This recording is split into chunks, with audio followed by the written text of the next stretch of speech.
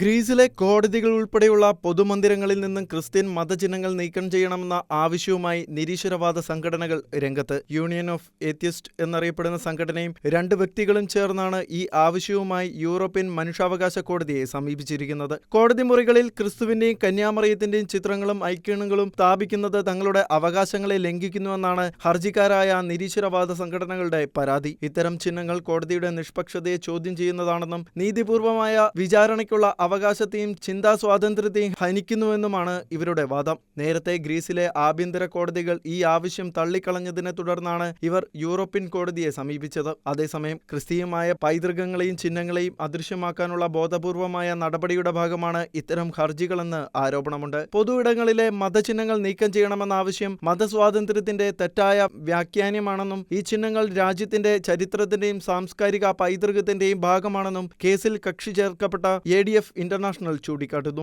ഇതേസമയം ഇറ്റലിയിലെ പൊതുസ്ഥാപനങ്ങളിൽ ക്രൂശിത രൂപങ്ങളും ഓസ്ട്രിയയിലും സ്പെയിനിലും ചരിത്ര പ്രാധാന്യമുള്ള കോടതികളിൽ ക്രൈസ്തവ ചിത്രരചനകളും കലകളും ജർമ്മനിയിലെ ബവേരിയയിലെ എല്ലാ സർക്കാർ സ്ഥാപനങ്ങളിലും കുരിശുകളും സ്ഥാപിച്ചിട്ടുണ്ട്. അതേസമയം മതനിരാസം തലക്കി പിടിച്ച ഫ്രാൻസിൽ മാത്രം പൊതുയിടങ്ങളിൽ നിന്ന് ക്രൈസ്തവ രൂപങ്ങളും ചിത്രങ്ങളും നീക്കം ചെയ്തിരുന്നു. ഇറ്റലിയിലെ സ്കൂളുകളിൽ ക്രൂശിത രൂപം സ്ഥാപിക്കുന്നത് നിയമവിരുദ്ധമല്ല എന്ന് മുൻപ് യൂറോപ്യൻ കോടതി തന്നെ വിധിച്ച കാര്യവും ഇവർ ഓർമ്മിപ്പിക്കുന്നു. 46 അംഗരാജ്യങ്ങൾക്കും ബാധകമായേക്കാവുന്ന ഈ വിധി യൂറോപ്പിലെ ക്രൈസ്തവ പാരമ്പര്യത്തിന് നേരെ ഉയരുന്ന വെല്ലുവിളിയാണെന്നാണ് വിലയിരുത്തപ്പെടുന്നത്.